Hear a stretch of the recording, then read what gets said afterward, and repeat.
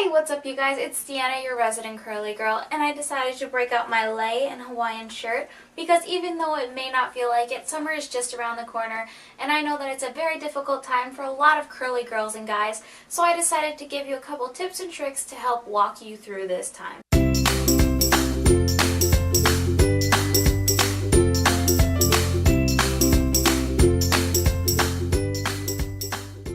First of all, to completely understand why I'm telling you this, I want to let you know the differences between salt water and chlorine and how they affect your hair. Salt water is not as bad as chlorine. It can just be very drying for your hair, but it can be cleansed with water and cleanser and then a conditioner.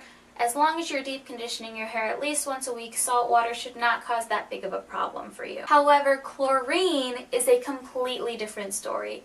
Chlorine is very hard to wash out because curly hair is very porous. It's like a sponge, okay? So what chlorine does is it gets inside all of those little holes and stays there. So what you want to do to get rid of chlorine is you want to use a cleansing serum that is made to fight buildup. Now, a couple options are the Diva Curl Build-Up Buster. This has rosemary oil and micellar water, which will help cleanse your hair, condition your scalp, and get rid of all of the impurities in your hair, such as the chlorine. However, there are also some cheaper products out there that may not cost as much as a Diva Curl product if you cannot afford it. Cantu is a brand that is a lot cheaper than Diva Curl, but also has some really great products, and they have two products that will work for you in this instance. One of them is the Refresh Root Rinse with shea butter, apple cider vinegar, and tea tree oil. And the other one is the Root Relief with peppermint oil, apple cider vinegar, and shea butter. Now, all of these products works really well to get into your hair and help get rid of those impurities, but this time of year is also super difficult for your hair, and if you are cleansing it with these cleansers, there may be some additional steps that you have to take. One of them is protective styling. One thing that you can do to protect your hair is this method.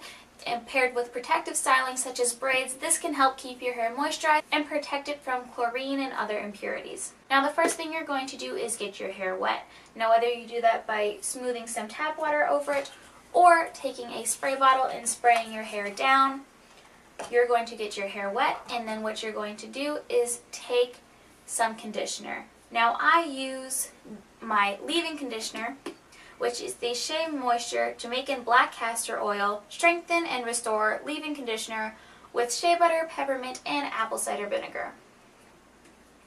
Now I just section off my hair and apply this to my entire hair strand all the way around my head.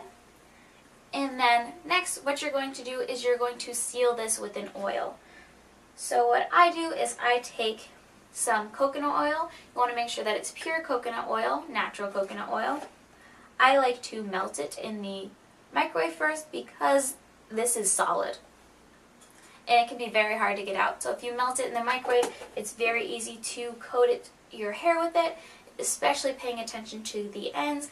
And then I just French braid my hair in two little braids and I'm all set. Now what this does using a leave-in conditioner and coconut oil is the leave-in conditioner will fill those little holes in your hair, making no room for the chlorine to enter, and then the coconut oil will not only help moisturize your hair, oils are also hydrophobic, so they repel water and help keep this stuff off of your hair. Even if you are tying up your hair, there may be some times where you feel like you just did your hair, it looks great, and you don't want it in your face and in the pool and everywhere. So your first instinct may be to tie it up with a hairband, but that is not the best option.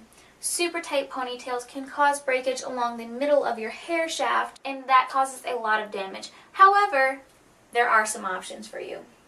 Now, the first thing you can do is take a scarf. So just take the scarf. I just kind of roll mine up like this, and then I put it underneath my curls, flip my head over, and tie it up just like I would a ponytail.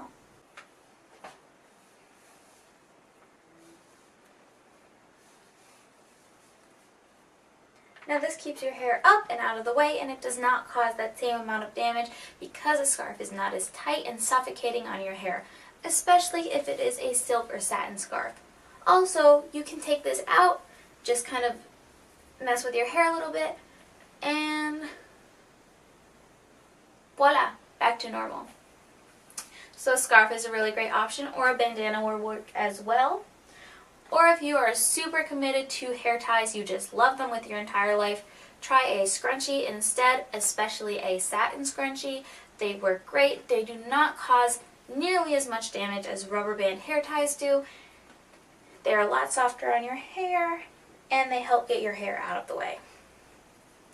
And last but not least is clips. Now you can use a super big clip like this or a tiny clip like this one and just gather up your hair to get it out of the way and you're all set. Now, I know that another big problem for a lot of curly girls and guys in the summer is frizz. And one of the best things that you can do to help combat frizz in the summer is number one, make sure that your hair is moisturized. A lot of the time, frizz just comes from your hair reaching out for moisture. So if you make sure to keep your hair super moisturized, it'd be experiencing a lot less frizz. Now you can do this by using a good leave-in conditioner after you shower, using a co-wash to make sure that you shampoo less frequently to help preserve the natural oils in your hair and keep your hair moisturized, making sure that you have a good nourishing conditioner. This one is very good. It is very thick and creamy, and it gives your hair a lot of moisture. It is the Shea Moisture Manuka Honey and Yogurt Hydrate and Repair Conditioner. This works great, and on the plus side, it smells like super clean soap. And last but not least, to help combat frizz in the summer, you definitely want to make sure that you are deep conditioning. Now these are two of my favorite deep conditioning masks. This is the Curls Blueberry Bliss Reparative Hair Mask. And if you are deep conditioning, another really great tip for combating frizz in this summer is using a gel. Gels work great to help combat frizz, and this definitely will help if you add it to your hair routine. Now I use the Shea Moisture Coconut and Hibiscus Anti-Frizz Max Hold Gel with silk protein and neem oil. Gels work great to combat frizz because they help show your hair where it needs to be and hold it there while it dries. And if you don't like crunchy curls, and that's the reason why you're avoiding gel, all you have to do is scrunch your hair after it completely dries, and your hair will not be crunchy and it will be defined and glorious. So I know I covered a lot in this video, so we're going to do a super quick recap of everything that I talked about. Starting off with salt water versus chlorine. Salt is not nearly as bad for your hair, but it is very drying. Chlorine is very bad for your hair because chlorine gets into the little holes in your hair and stays there and is very hard to rinse out. Now there are a couple products that you can use, but one thing that works really great is protective styling using a leave-in conditioner, coconut oil, and then braids.